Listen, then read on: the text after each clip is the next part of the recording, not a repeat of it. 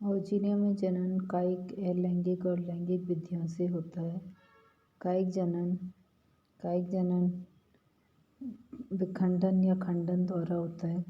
कभी कभी थैलस क्षतिग्रस्त होकर छोटे छोटे टुकड़ों में टूट जाता है। प्रत्येक खंड में थैलस बनाने की क्षमता होती है। यदि थैलस के टुकड़े हो जाते हैं तो प्रत्येक थैलस एक नए थैलस के रूप में परिवर्तित हो जाता है। टूटने के स्थलों पर शीघ्र ही पट बन जाते हैं। अलैंगिक जनन औचीन्य में अलैंगिक जनन अनेक प्रकार के बीजाणुओं द्वारा होता है। विभिन्न प्रकार के बीजाणुओं का निर्माण शैवाल के प्राकृतिक वास पर निर्भर करता है। इसके अतिरिक्त अनेक बाह्य कारक भी बीजाणु निर्माण की क्रिया को प्रभावित करते हैं। यह निम्न विधियों द्वारा होता है। यह विभिन्न प्रकार के बीजाणुओं द्वारा संपन्न होता है। पहला है चल बीजाणु द्वारा या जूस्पोर के द्वारा। जलीय जातियों में यह जनन की सामान्य विधि है।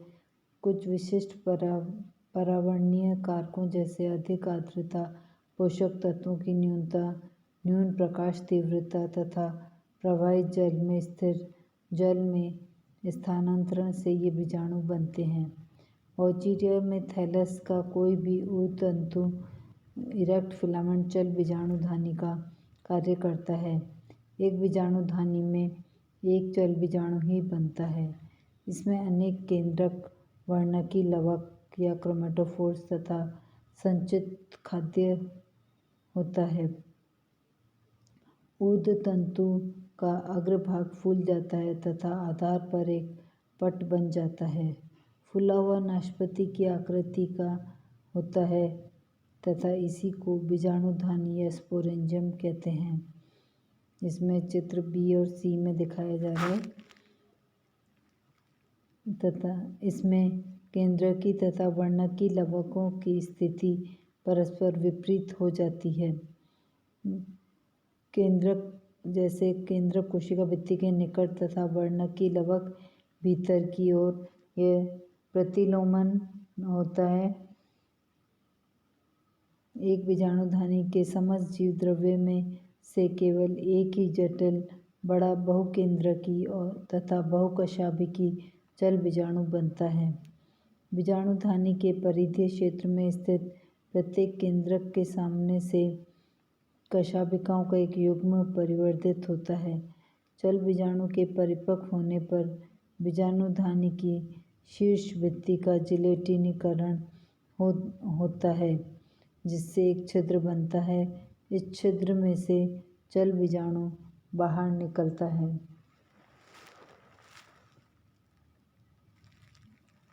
इसका विमोचन बीजाणुधानी के शीर्ष पर उत्पन्न एक छिद्र द्वारा प्रातःकाल के समय होता है। चल बीजाणु की संरचना चल बीजाणु बड़ा बहुकशाभिकी बहुकेंद्रकी हरा तथा अंडाकार या नाशपाती की आकृति का होता है।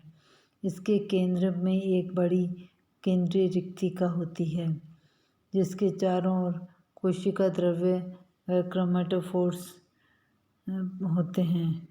बीजाणुओं में उपस्थित प्रत्येक केंद्रक से बनी दो कशाभिकाएं होती हैं। दो कशाभिकाएं समान लंबाई की मानी जाती है। चल बीजाणु की आकारिकी या मॉर्फोलॉजिकल नेचर ऑफ जूस्पोर। औचीन्य में चल बीजाणु में अनेक कशाभिकाएं, कई केंद्रक तथा वर्णकी लवक होते हैं। अतः सामान्य रूप से इसका चल बीजाणु एक संयुक्त संरचना होती है। इसलिए इसे कंपाउंड जूस्पोर या सचल चल बीजाणु या सिनजूस्पोर या सचल बीजाणु सिनोजूस्पोर कहते हैं। ऐसा मानते हैं कि चल बीजाणुधानी में जीव द्रव्य विभाजन व पट निर्माण के असफल होने के फलस्वरूप द्विकशाभिकी एक केंद्रकी चल बीजाणु के स्थान पर सचल बीजाणु या सिनजूस्पोर बनते हैं।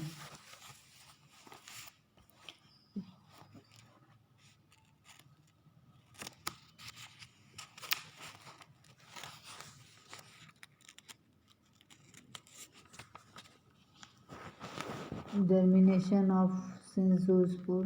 चल बीजाणु धानी से मुक्त होने के बाद सचल बीजाणु सामान्यतः 15 से 30 मिनट तक जल में तैरने के पश्चात विश्राम अवस्था में आ जाता है। तत्पश्चात इसकी कशाभिकाएं अपनायित या विड्रॉन हो जाती है और बीजाणु के चारों ओर एक भित्ति बन जाती है। यह अंकुरित होकर एक या अनेक नलिकाकार अतिवृद्धियों को जन्म देता है, जैसा कि इसमें G और H चित्र GHI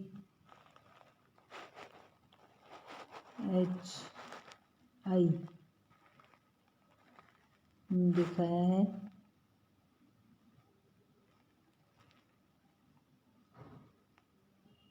ये अतिवृद्धियाँ वृद्धि कर वाउचीरिया के वयस्क सैफोनियम में परिवर्तित हो जाती है।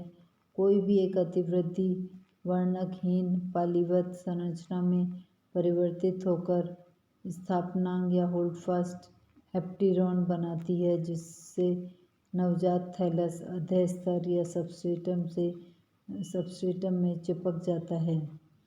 अब दूसरा है अचल बीजाणुओं द्वारा या एप्लेनोस्पोर्स के द्वारा। वाउचीरिया की स्थलीय जातियों में अलैंगिक जनन अचल बीजाणुओं द्वारा होता है। प्रतिकूल परिस्थितियों में जलीय जातियां अचल बीजाणु बनाती है। अचल बीजाणु का निर्माण अचल बीजाणु धानी में होता है। बीजाणु धानियां युवा शाखाओं के शीर्ष पर गदाकार संरचना के रूप में विकसित होती है। ये शेष तंतु से एक पट्ट द्वारा पृथक रहते हैं, जैसा कि चित्र A और B में दिखाया है। बीजाणु धानी का संपूर्ण जीव द्रव्य एक बहुकेंद्रकीय अचल बीजाणु बनाता है। सामान्यतः बीजाणु धानी के जीव द्रव्य का चल बीजाणु या अचल बीजाणु में परिवर्तन बाह्य कारकों से निर्धारित होता है।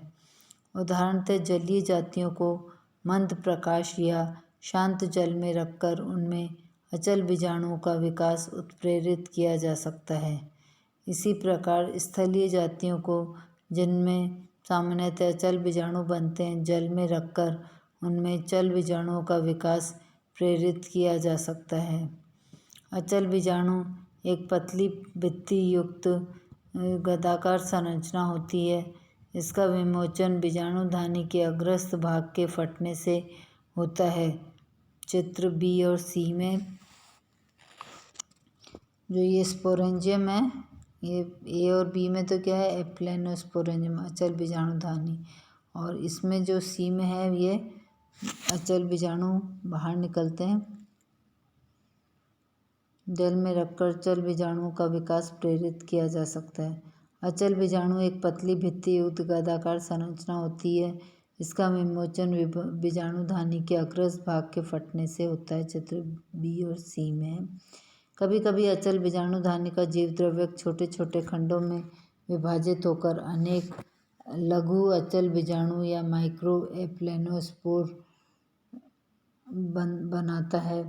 प्रत्येक अचल बीजाणु या लघु अचल बीजाणु अंकुरित होकर नए थैलस का निर्माण करते हैं, जैसे कि चित्र D में दर्शाया गया है। अब तीसरे प्रकार का है निश्चेष्ट बीजाणु या एकाइनिड्स के द्वारा। प्रतिकूल परिस्थितियों में कुछ स्थलीय या जलीय जातियों के तंतु मोटी एवं जिलेटिनी भित्तियों द्वारा अनेक छोटे छोटे बहुकेंद्रकी खंडों में विभाजित हो जाते हैं। इनके जीवद्रव्य में अनेक तेल बिंदु पाए जाते हैं। इस प्रकार निर्मित प्रत्येक बहुकेंद्रकी खंड सुप्त बीजाणु या हिप्नोस्पोर, निश्चेष्ट बीजाणु, एकाइनिड्स या सिस्ट कहलाते हैं। अनुकूल परिस्थितियां आने पर प्रत्येक सिस्ट अंकुरित होकर एक नए थैलस का निर्माण करता है। चित्र 6 का B में है।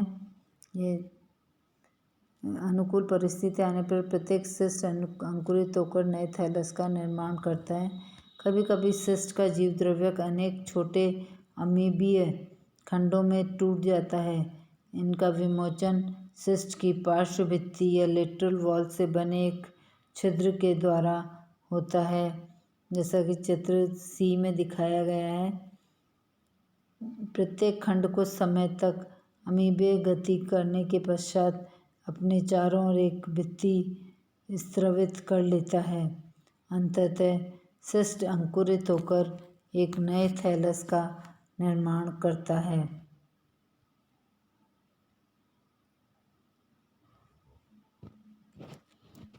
निश्चेष्ट बीजाणु या एकाइनेट द्वारा ये जलीय तथा स्थलीय जातियों में अधिक शुष्क दशाओं या कम तापमान पर बनते हैं। प्रत्येक जंतु पटों या क्रॉस वॉल्स द्वारा कई छोटे मोटी भित्ति युक्त खंडों सेगमेंट्स में बढ़ जाता है। इन भागों में संचित भोज्य पदार्थ एकत्रित हो जाता है। ये मोटी भित्ति वाले विश्रामी बीजाणु या रेस्टिंग स्पोर्स एकाइनेट कहलाते हैं। एकाइनेट अधिकतर श्रृंखला में बनते हैं। इनकी श्रृंखला गोंग्रोसिरा नामक शैवाल के थैलस के समान दिखाई देती है, अतः इसे गोंग्रोसिरा स्टेज कहते हैं। एकाइनेट विश्राम अवस्था के उपरांत अनुकूल परिस्थितियों में अंकुरित होकर नए पादप को जन्म देते हैं। हिप्नोस्पोर्स या सिस्ट के द्वारा किसी निश्चित पर्यावरणीय परिस्थिति में प्रत्येक एकाइनेट का जीवद्रव्य सीधे अंकुरण के बजाय विभाजित होकर असंख्य छोटे खंडों को जन्म देते हैं, जिसे सिस्ट कहते हैं। सिस्ट पतली भित्ति वाली काय है जो एकाइनेट की भित्ति फटने पर बाहर निकलता है। अंकुरण के समय सिस्ट एक छिद्र द्वारा बाहर निकलकर कुछ समय के लिए गोलाकार हो जाता है। इसके चारों ओर एक पतली भित्ति बन जाती है। यह अंकुरित होकर नए पादप को जन्म देता है।